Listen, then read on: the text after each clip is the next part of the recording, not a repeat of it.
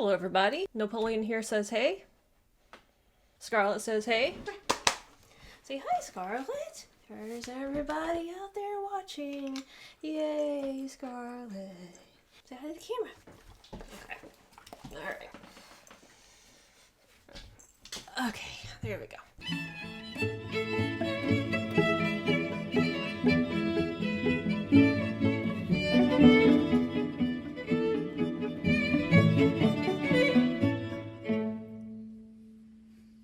Now, if you like oversimplified videos and my videos and, books, then you will love Blinkist. Blinkist offers a great way to absorb a lot of knowledge in a short amount of time. They've compiled over 4,500 of the top nonfiction books in the world and condensed them down into 15-minute blinks of text and audio, so you get the most important information and a better overall view of the topic quickly, without having to break through what can feel like an 800-page impenetrable wall of words. There are also blinks for podcasts called shortcasts, so you can get straight to the point and get the inspiration you need for all of your interests and hobbies without the extra mental clutter. And Blinkist offers handpicked titles based on your interests, and of course I've been listening to some on Napoleon, such as Napoleon the Great by Andrew Roberts. It's been great because it gives me a very top-level overview of Napoleon's life, but my favorite way to listen to this book has been through the bedtime biographies, where they offer like a nice, peaceful, spa-like Zen way to learn about Napoleon, so you can relax at bedtime while still learning, or you can just enjoy a nice stress-free few minutes while you listen to how Napoleon took over Europe. As Napoleon began his military career, And Blinkist has been a great complement to my own learning journey here on YouTube as I get into new subject areas that I've never really explored before. And thanks to their 27 categories of books, it makes it super easy to find ones that I'm interested in, especially the ones on history. And I really like the collections where they take several books on the same topic and put them together for you in a nice little package. And another thing that I really like is the option to read the text instead of just listening to it, so you can go through and highlight certain parts of the book that you want to keep or remember, and then it collects all of your highlights in one place so that they're easy to find. And one thing I like to do with Blinkist is listen to it while I'm on the go, so while I'm either in the backyard playing with Scarlett or taking her for a walk. It's a great time to really dive into a book, like last night when I was listening to one of the more popular books on Blinkist, which is Sapiens: A Brief History of Mankind, which traces the history of humans all the way through history and the different eras and explains how we are the ones that came to rule the world. So if you would like to condense your books down to just a few minutes a day and just grab the most important information from them, or just be more productive and listen to them on the go, Blinkist has a special offer just for you. You can use my link, blinkist.com/SoGal, sign up there and get a 7-day free trial plus 25% off a premium membership. So go there to learn a little bit more about Napoleon or whatever else tickles your fancy, whether it's science or philosophy or psychology or business. Blinkist has it for you, so go check them out. So, I have gone through the...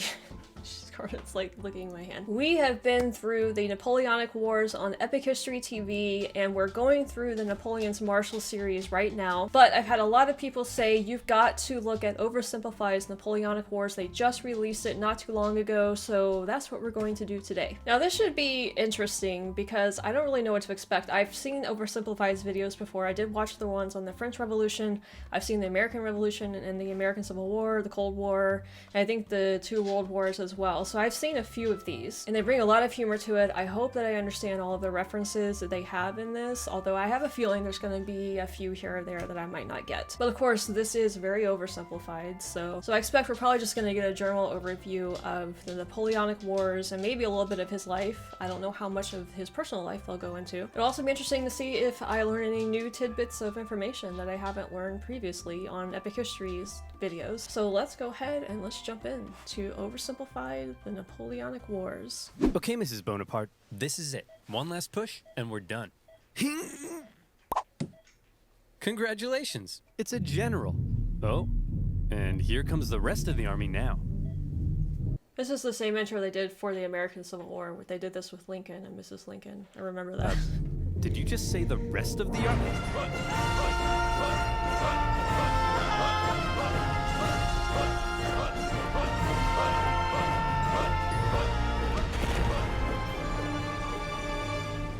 They didn't do that though, I wasn't expecting that.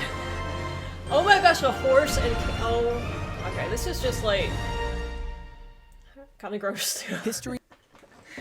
History is full of great conquerors, many with very impressive origin stories. For example, Alexander the Great was the son of a king. Julius Caesar came from an aristocratic family that descended from a goddess. Great conquerors don't usually come from relatively insignificant families living on impoverished islands. But as it just so happens, that is where our story begins.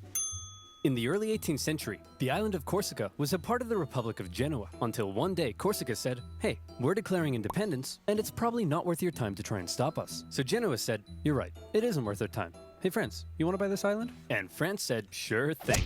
And thus, Corsica became France, just in time for Napoleon to be born French. Many Corsicans didn't appreciate their new conquerors, however, and from an early age, Napoleon developed some fairly anti-French sentiments. Napoleon's dad, however, quickly embraced his new French overlords, which created some tension between dad and son. Ooh, look at me. I'm Dad. I wear powdered wigs and silver-buckled shoes, and I'm a traitor to the Corsican people. Go to your room, Napoleon. No, you go to your room, Dad.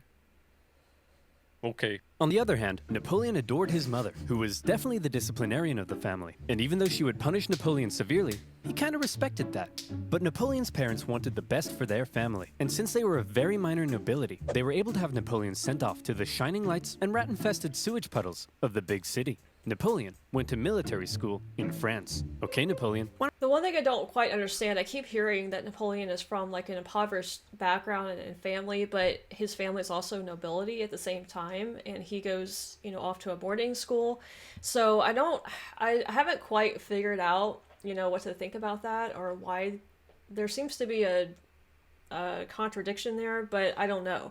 I think maybe I just don't fully understand the lifestyle back then and how it worked. But if you guys can explain that to me, how he's poor but all at the same time part of the nobility. Why don't you introduce yourself to your new classmates? Well, I'm Napoleon, and I hate all of you. Your farts smell like cheese, you can't pronounce the letter R, all you do is go on strike, and you call eggs oofs like a bunch of big dumb idiot dingleberries. Okay. Thanks, Napoleon. I hope you like being bullied. And bullied he was. They picked on him for his Corsican accent, his family's lack of wealth, and it probably didn't help that he also had a bit of a chip on his shoulder. But he could hold his own, and on an average day, might be found dishing out ratatouille sandwiches for breakfast. He spent much of his time alone, and he loved reading about the great conquerors of history. He learned about Julius Caesar, and he wondered if one day he too might have a pizza franchise named after him. He excelled at math and geography, and when he graduated at the age of 16, he was made second lieutenant in an artillery regiment. Now, second lieutenant might sound pretty sweet to a screw-up like you, but Napoleon had a little something called ambition. Stonks of it. And he wasn't content being just some junior officer.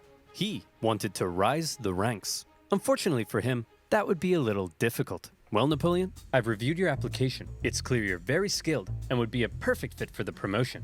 And Simeon, you're just about the biggest idiot I've ever seen. Your test results suggest you have the mental aptitude of a senile earthworm, and in the part of the form where you list your experience, you seem to have drawn a picture of a gerbil giving birth to a shoe. But your dad is the Marquis de la Fufayette, so you get the job. French society was just too closed off. Positions were handed out based on nobility, not talent, and the young Napoleon probably felt stuck. Wouldn't it be nice if, say, a revolution came along and changed all of that? Well, what are the chances? The French Revolution is here. Bastille toppling, head chopping, king popping. The revolution promised to do away with the old social hierarchy and make everyone a little more equal. Napoleon... That's one thing I kind of picked up on. I wonder if Napoleon would have risen to power without the French Revolution. Like, what if that hadn't happened? Would he have had a path to become the Emperor of France and to take over Europe like he did?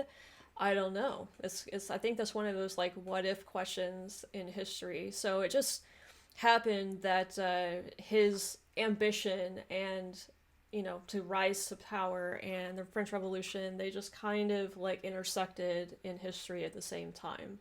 It's interesting to think about. Napoleon may not have cared much for the violent mobs, but if it meant he could rise the ranks, he was in. He began fighting to defend the revolution. He put down a British-sponsored counter-revolution in Toulon and got promoted. He put down a royalist uprising in Paris and got promoted. And as his military prowess became more recognized, he was even given his very own army.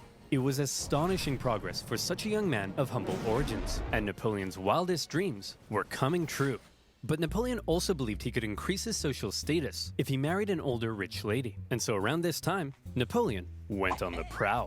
However, if some sources are to be believed, he was a verified creep.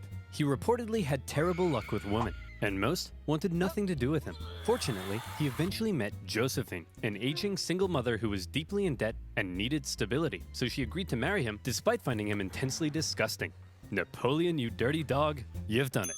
Unbeknownst to Napoleon, however, Josephine had a bit of a promiscuous reputation. Hey Napoleon, I hear you're marrying Josephine. Boy, she sure is a great kisser. That's right. Hey, wait, what do you mean she's a great kisser? Hey Hugo, you hear Napoleon's marrying Josephine? Wow, she sure is a great kisser. Now hang on just a minute. Hey everyone, Napoleon's marrying Josephine. Oh yeah, she sure is a great kisser. She's real good at kissing. Wow, I'm pretty sure I kissed her just Oh, yesterday. for goodness sake, is there anyone here who hasn't kissed my wife?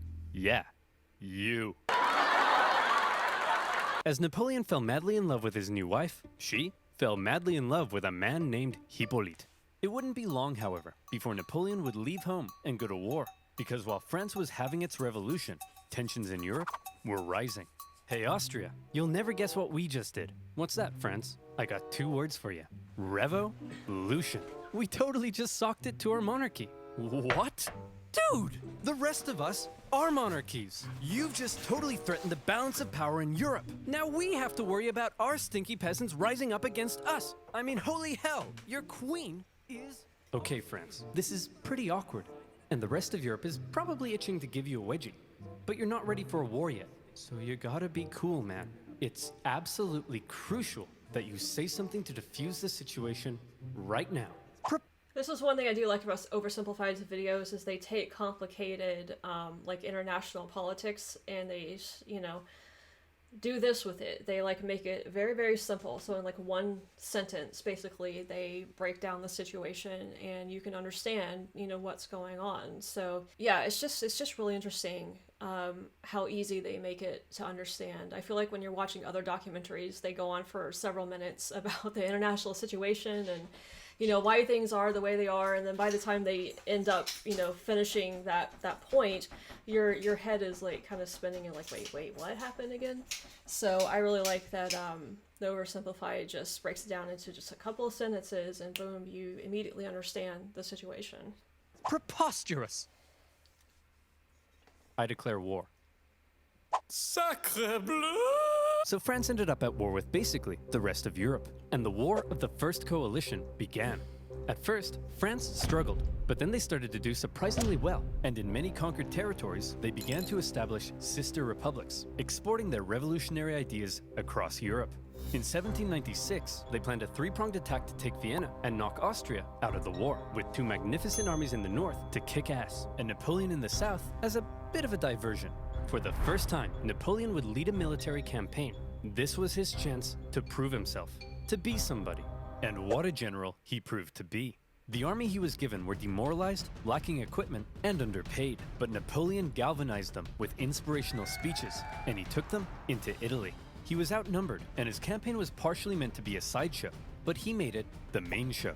While the 2 northern armies were being held back, Napoleon made staggering progress. In a signature Napoleon move, he masterfully split his enemies into 2 and took them on separately, knocking Sardinia out of the war and putting the Austrians on the run. At the famous Battle of Lodi, he was in the fray, aiming the cannons himself, getting covered in mud, and earning the total respect of his men. They respected him so much that when he ordered an almost suicidal assault on the only bridge in town, his men threw themselves at it and took it despite fierce Austrian resistance. For Napoleon, it was all he needed to confirm that he was the greatest human who... I foresaw what I might be. Already I felt the earth flee from beneath me as if I were being carried into the sky. It's a very poetic way to put it, I guess. ...in resistance. For Napoleon, it was all he needed to confirm that he was the greatest human who had ever existed. Wow, Napoleon, you're pretty great at this military stuff. Just be careful your head doesn't get too big. What did you just say to me, you little prick? And as Napoleon swept through northern Italy, the Italians cheered his arrival. Yes, I'm here to liberate you from your cruel Austrian oppressors. I'm watching the World at War series from 1973 on Patreon. because it'll get copyrighted here on YouTube. So I'm doing that entire series on Patreon. I just finished watching episode 1 on that, and they talked about how Hitler did the exact same thing. He went into Austria and kind of like presented it the exact same way here as like liberating them from their oppressors or whatever. It's just amazing how history repeats itself. And replaced them with French ones. Napoleon plundered as he went, sending riches back to France to help its economy, but also paying his men the first real money they'd seen in years. The Pope had been supporting the Austrians, so Napoleon briefly went to go give him a slap. And as he began to approach Vienna, the exhausted Austrians were forced to make peace, with Napoleon overseeing negotiations himself. He had just single-handedly knocked Austria out of the war. And by the way, he was only 28, so maybe it's about time you moved out of your dad's attic. In the Italian territories he had conquered, Napoleon established new French sister republics, even writing constitutions and organizing governments himself, not something a general generally does.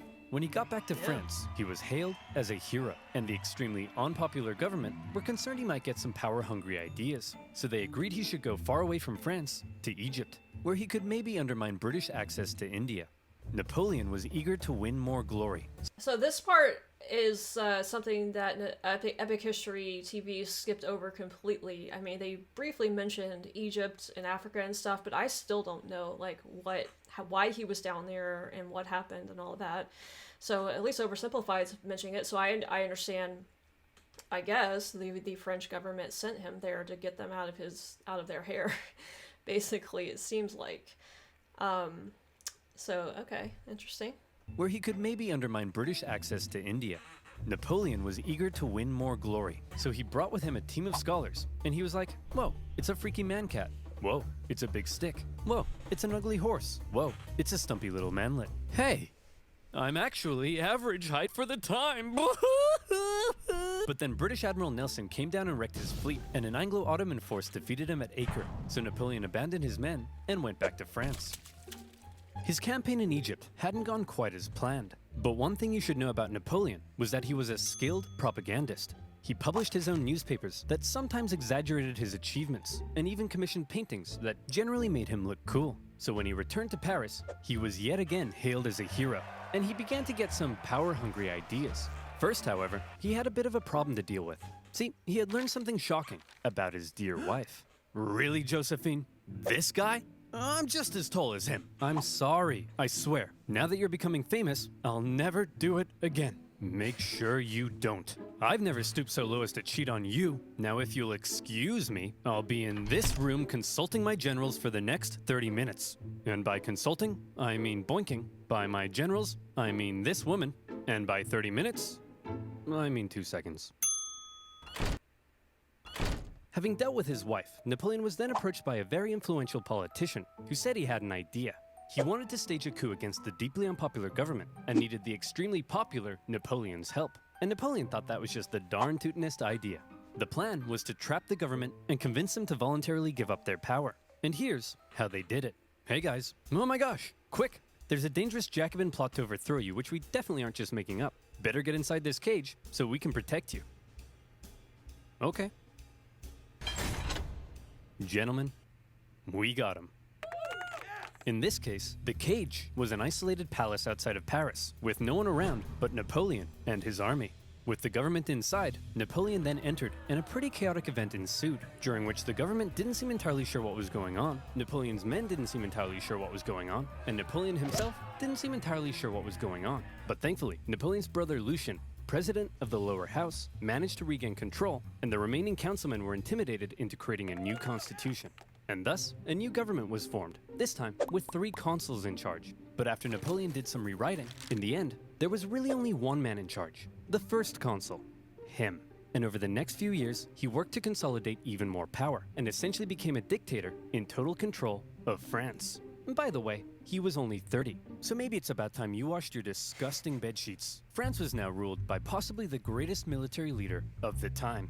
Possibly the greatest? Or definitely? Well, now is his chance to prove it. See, back when Napoleon was still in Egypt, being Indiana Jones. Back home, France was in France, being France. They had conquered even more territory, and they were like, hey Piedmont, you get revolutionary ideals. Hey Switzerland, you get revolutionary ideals. And Rome, you get revolutionary ideals. Everybody gets revolutionary. Oh, hey guys, nice sledgehammers. And Naples, very cool nail gun. You guys here to get some revolutionary ideals? As France was still spreading the revolution, and with Napoleon busy in Egypt, the European powers felt the time was right for round two, and the war of the Second Coalition began. And this time, their big bad boy buddy Russia was here to bang some French boys back to Bordeaux. And bang them, they did. France got blasted. But then Russia pulled out after stalling in Switzerland, and now that Napoleon was in charge of the country, he was ready to start blasting right back. He took command of the Army of the Reserve, and he brought the fight to the Austrians. Now, there are many traits that made Napoleon a great military leader. I already mentioned one of them, how he was one of the boys and commanded the total loyalty of his men. But now we see a second reason, the element of surprise. In 1800, Napoleon moved to Geneva, and it looked like he was probably going to take on the Austrian forces in Germany. There's no way he'd be crazy enough to move his entire army south through the Alps as a surprise attack on the Austrians besieging Genoa. Oh, Napoleon's moving his entire army south through the Alps as a surprise attack on the Austrians besieging Genoa. Napoleon's crossing of the Alps is legendary, and you may have seen one of the most famous paintings of the general, popping a sick wheelie on his majestic stallion surrounded by dangerous mountain terrain. Of course, in real life, he made the crossing on a depressed mule. But that's not as cool. When he emerged in Italy, the Austrians expected him to come break their siege, but Napoleon went for their supply line near Milan, forcing the Austrians to meet Napoleon head-on at the famous Battle of Marengo.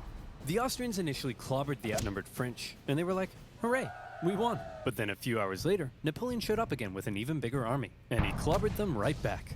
Holy cow, this tiny little fun-sized French guy is running rings around us. Hey! I'm average height for the time, you jerk! Then, after General Moreau's victory at Hohenlinden, Vienna was exposed, and the Austrians again sued for peace. Just like the war of the First Coalition, the Second Coalition ended in another French victory. But in many ways, they both felt more like Napoleon victories. Only the UK remained at war with Napoleon, and they were using their powerful navy to blockade French ports and were even seizing the cargoes of neutral ships. Obviously, everyone else got pretty pissed off that the British were interfering with their trade, so in response, they formed a league, and they embargoed the UK right back. Okay, so I should probably know this from Epic History TV's videos, but I don't. So it says the UK, but there is a red country that they're lumping it together with the UK right here in the middle of continental Europe. It is it's in what would now be Germany, I guess. But what is that little bit right there? That is, looks like it's allied with the UK, or part of the UK? Did the UK claim that right there? Again, I feel like this is something that I should know because I've watched Epic History TV's stuff before, but I don't know if they specifically talked about that, so... Neutral countries protecting their own interests? That's offensive. So Britain went to Copenhagen and blew a bunch of stuff up, and the League disbanded. But because the UK's economy was pretty bust, they decided to sign a treaty with France in 1802. For the first time in a long time, Europe was at peace. Congratulations, sire. You've achieved peace. Yes, Pierre, but not for long. I still don't trust those dirty Brits. Did you hear they've been calling me the Bony Man? What does that even mean? Keep an eye on them, would you? I can't, sire. Why not? Because they use NordVPN, crossing the Alps, defeating the Austrians, and Europe at peace. What a meteoric rise it had been for the young Corsican. He had just taken charge of a nation that appeared to be losing a war and turned it all around, securing French gains in Europe. But there was now a big question. You see, throughout the chaotic French Revolution, French governments had struggled to keep the economy afloat. They often didn't have a whole lot of support, and they frequently came and went. Would Napoleon finally be the man who could stick around? Military victories were one thing, but could the general also govern? Spoiler alert. Yes. The economy's crumbling? Well then why don't you have yourself a new national bank, currency reform, and improved taxation and welfare systems? The legal system is an incoherent mess? Well then why don't we nicely wrap all those civil laws up into one new centralized legal code? Corrupt government officials? Throw them in the trash. Bad infrastructure? Throw it in the trash. Women's rights? Throw them in the trash. Wait, really? Well, yeah. Unfortunately, while Napoleon was building on the equality of the revolution, he also largely scaled back rights for certain groups, and husbands had full legal control over their wives. But come on, ladies. Maybe let men have a slice of the pie for once. Okay. Napoleon further reformed education, ensuring a system based on individual ability, meaning now Simeon had to compete with everyone else, and Napoleon could get the cream of the crop to help him run the Republic. But he wasn't just building on the ideas of the revolution. The revolution had led to a lot of chaos, and Napoleon needed stability. So he rolled back a couple things, most notably with religion. The revolution had pretty much kicked the Catholic Church to the curb, but Napoleon understood that since many French citizens still considered themselves Catholic, that could be a problem. So he came to an agreement with the Pope and brought back the Church, only this time with some pretty hefty power limitations. He also ensured freedom for other religions, and is often noted for his positive treatment of Jewish people at a time of widespread anti-Semitism. So this is one of those interesting things about Napoleon, and I haven't really learned this part about him. I've just learned mostly the military campaigns that he did. But not only was he a great military commander, but he also did a lot of these reforms, and he brought a lot of new ideas to Europe. Stuff and kind of modernized certain things, like it's talking about here, although it wasn't all good, you know. But that's one of the weird juxtapositions with Napoleon, is that it's hard to view him as just like this, dictator, conqueror who tried to take over other countries. You know, there is also a little bit of, I guess, good things that he did as well. You know, I think in most leaders, whether you like them or not, there is some good also in them that I think is only fair to recognize. So I think it's more of like these reforms and stuff that I need to learn more about. With Napoleon. I'm not sure if there are videos that focus more on just that. It seems like most of them want to focus on just his military campaigns. But if you guys know of any videos to talk more about like just his reforms and modernization of things and stuff, let me know where I can find them. But while all of this may make Napoleon sound like a pretty stand-up dude, it's good to note that he believed in religious freedom because he thought it was a powerful tool to keep the poor from eating the rich. Or something like that. Overall, Napoleon's aim was to end the chaos of the revolution and finally create a stable and prospering French republic. And in that aim, he seemed to be largely successful and generally popular with the people of France. He officially declared that the revolution is over, adding, "I am the revolution." Napoleon's head could be seen for miles. Of course, not everyone was happy with Napoleon's reforms. Conservatives felt he was too radical. Radicals felt he was too conservative. But since Napoleon was a dictator, opposition could usually be stamped out with some good old-fashioned iron fisting.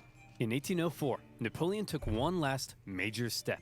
After some failed attempts were made to assassinate him, he wanted to strengthen his position and ensure his dynasty could live on after him. And so he decided being first consul for life simply wasn't quite enough. He decided he should become emperor. He held a vote, asking the French people if they were cool with the idea, and they returned a definitely not rigged 99.9% in favor. The ball's on this man. And so on the 2nd of December, 1804, in an elaborate ceremony at Notre Dame, Napoleon was made emperor. The Pope was even invited to attend, and normally he would crown an emperor. But to make sure everyone knew this wasn't some Charlemagne-style circular power division, Napoleon lifted the crown and placed it on his own head. Like I said, the ball's on this man. He was now Emperor of the French. Well, Napoleon, you were a general, then you became first consul for life, and now you're an emperor. Is it enough yet? Is your ambition finally satisfied? I don't know, Pierre. What comes after emperor? I would say God, sire. You want to be a god? Yes. I'll put it down under maybe. Okay, everyone. What the hell is going on? This Corsican guy showed up out of nowhere, and he's kicking our ass. He's exporting the ideas of the French Revolution wherever he goes, and he just declared himself King of Italy and Emperor. He can't do that. I'm the Emperor. Oh, hey, fellow monarchs. I see you're having a monarch party. My invite must have got lost in the mail. I'll just set up a spot right here. Wow. You don't belong here, Napoleon. We're coming to take you down. I'd like to see you try. Oh, I'm so scared I just pooed my pants. Hey everyone, I just pooed my pants.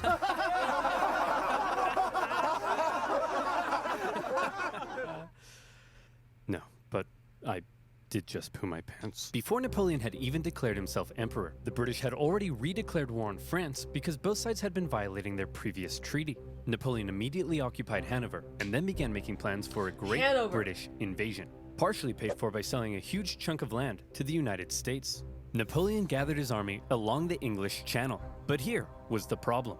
While Napoleon's powerful army would almost certainly obliterate the British on land, there was very little chance he'd actually make it across the Channel, because Britannia ruled the waves. This power dynamic would keep the two traditional enemies from engaging in much real direct combat throughout the Napoleonic Wars. However, the British had something else up their sleeve: copious amounts of money. They were willing to throw cash at anyone who would go to war against Napoleon, and there were plenty of takers. Austria, Russia, Naples, and Sweden, hoping to put Napoleon's France back in its place, formed the Third Coalition against France. The coalition forces probably thought that this time they stood a chance. They weren't prepared for the total humiliation they were about to suffer. I also like how Oversimplified is breaking down the coalitions and kind of showing on the timeline how and when they happened. That's something that Epic History did not do. It just kind of said, this is the Third Coalition, it didn't break it down like this, and so I was really lost about like what's a coalition and why are there like 6 of them, or however many there are, 5, 6, something like that. So yeah, I like the way that they're again simplifying it and making it a little bit easier to understand. The War of the Third Coalition was Napoleon at his best. We've already learned 2 ways in which Napoleon was a great military commander, but here comes one of the biggest reasons: speed. He had reorganized his army into corps, which were themselves basically small armies. Each had their own infantry, cavalry, and artillery, and as a result, was able to act more independently. They spread out through the countryside, and by living off the land rather than relying on heavy supply trains, they were able to move extremely quickly. Napoleon would traverse massive distances, outmaneuver his enemies, isolate them, and then move in for the kill before they even knew what was going on. Lightning warfare leading to total destruction. Would you like to see him do it? Here we go. Part of the coalition's plan was for the Russians to meet up with the Austrians and take on Napoleon together. Combined, they could turn the tide against him, so Napoleon needed to stop them from ever meeting. But he's all the way over in Boulogne. No problem. In a matter of weeks, Napoleon marched 200,000 men, in secret, encircling Austrian General Mack and capturing his entire army. A devastating blow. Napoleon later remarked, "I have destroyed the Austrian army by simply marching." Next, he turned to face the approaching Russians. Okay, it looks like the French are coming for us, but check this out. I've got an amazing idea. When they approach, we run away. Sir, you're a genius. The Russians began to retreat with Napoleon giving chase, and since his tactics relied on quick victories, this could be a problem, especially because the longer the war went on, the more likely it looked other countries may join the coalition against him. But Napoleon knew the Russian Tsar, Alexander I, was young and seeking glory, so he came up with an idea to lure him in. He sent him a message. What does it say? It says, "Hello, I'm just a little baby boy, and I'm very scared." Are you talking like that, or is he? He is, sir. Why is he doing that? I don't know, but it's very cute, helpless, and vulnerable. A little baby boy, eh? Very scared, eh? Cute, eh? Boris, get my crossbow. We're going hunting. The Allied forces turned to face Napoleon, who they now believed was in a vulnerable position. He was set up at Austerlitz, and to make it look like he was retreating, he had even evacuated the high ground.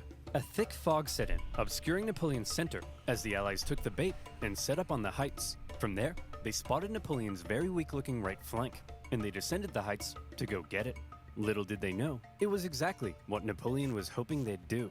The next thing they knew, a large French force was emerging from the fog, launching a huge central assault up the hill.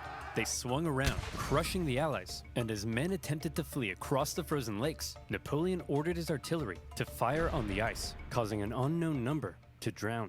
But he told me he was just a little baby boy. What happened? He tricked you, sir. You mean I was the little baby boy all along? It was Napoleon's masterpiece, and Austria were once again forced to make peace with France. Then, with the French conquest of Naples in 1806, the War of the Third Coalition ended as yet another Napoleon victory. This was the 3rd time Napoleon had to give Austrian Emperor Francis a good spanking. And so, with the peace treaty in 1805, Napoleon was determined to punish him. He was forced to give up territory, hand over significant compensation, and promised never to fight Napoleon again. For now, Russia, Sweden, and the UK remained at war with France, but none were able to offer much of a threat. And so, Napoleon got to work strengthening his grip over Europe. He gave out rule of captured territories to his family and friends, and most notably, he established a new confederation in Germany, with himself as its protector. Seeing his influence in Germany being wiped away, Emperor Francis acknowledged reality and officially dissolved the Holy Roman Empire, an entity that had existed for over 1,000 years. But I still have to do a video on that. That's something that I think came up maybe 3 or 4 months ago, and I'd never heard of it before, and everybody's like, nobody really understands what it is, other than it's just like a I don't know, it turned into, I'm gonna get this wrong. It's like a precursor to Germany, even though Germany kind of already existed, but I don't know.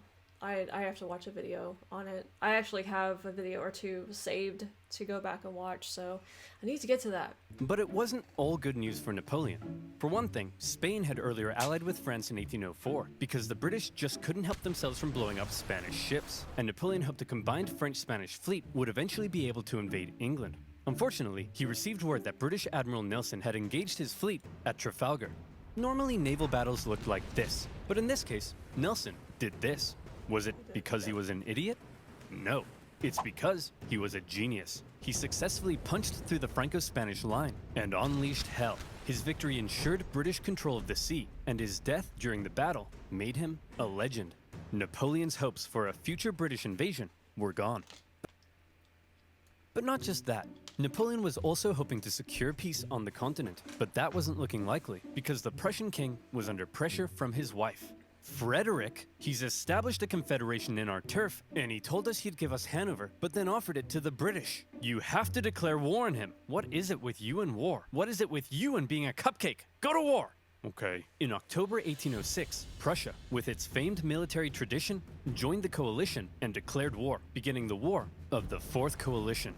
Unfortunately, Prussian King Frederick William III wasn't the smartest tool in the shed. Look at him over there, being all French. Makes me sick. Boys, we'll get him this time. But here's the thing. This time, we have to stick together. Do not under any circumstances face Napoleon by yourself. You all saw what happened to Austria. Hey, where'd Fred go? Hey, you jerk. Think you're some kind of big shot? Huh? Wanna tango with Fred? You don't got the cojones. We're screwed. Without consulting its allies, Prussia had gone ahead and sent Napoleon an ultimatum, demanding he move all his forces out of Germany.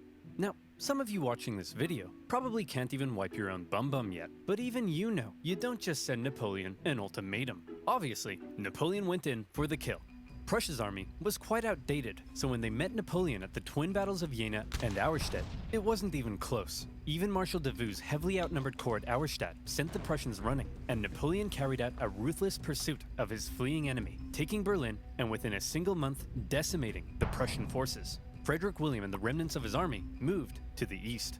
At this point, Napoleon's forces were pretty tired. Winter had come, and conditions were miserable. He anticipated both sides would settle into winter quarters, but Russia decided to try their hand at an unexpected winter attack. A series of brutal battles followed that took a heavy toll on both sides, including the vicious Battle of Eylau, fought in blizzard conditions. Men froze to death, and many deserted. The Russian artillery tore the French to shreds, and Napoleon himself was momentarily under risk of being captured. In the end, the French army was saved thanks to a legendary cavalry charge by Napoleon's flamboyant cavalry commander, Murat. After the horror inflicted on both sides, they decided it might be a good idea not to do any more fighting until after winter. Then, after winter came, and the fighting continued. The Russians were pushed back to Friedland, where Russian General Bennigsen made a bit of a blunder by positioning himself with the Aller River to his back. The French artillery were able to pin the Russians between the river and their concentrated gunfire, a major element in Napoleon's fighting style, and many Russians drowned as they tried to escape. War of the Fourth Coalition. Victory, Napoleon. Alright, so nice. We have a couple of mentions of Napoleon's marshals back there, Davout and Murat. Now, Murat was one of my favorite ones from the last Napoleon's Marshals series. He was just really interesting to kind of learn about and flamboyant. I totally get that now after watching, you know, a little bit about him. And DeVoe, I think, is going to be my favorite marshal at the end of the marshal series. I certainly, you know, kind of like admired his skill as a general, as a marshal in the Epic History videos. So it's nice to hear them mentioned here. I'm glad that I had gone through the Epic History TV videos before watching this, because it makes me appreciate it a little bit more. If I had been watching this and hadn't really known anything about Napoleon yet, I don't know if I would have been as interested in this. So yeah, I'm glad that I have that, you know, prior exposure, and I can understand, even though this is oversimplified and they're not really going into very many details here, I still like fully understand what they're talking about, and actually understand it a little bit better,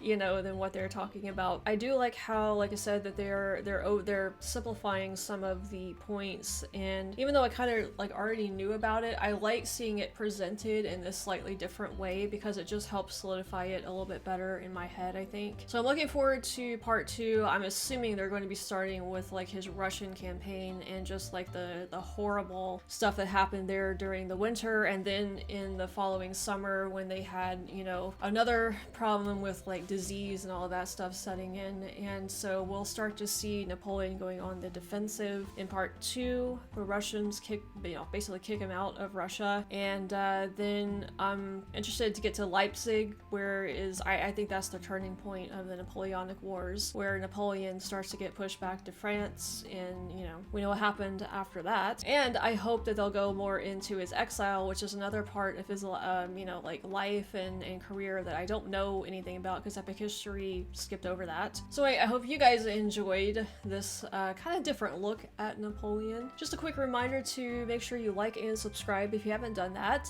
and you can check out my social media links down in the description and my pinned comment. And also don't forget to check out Blinkist using my link in the description and my pinned comment as well. Napoleon here, and I thank you guys for watching as always, and we'll see you next time for part 2.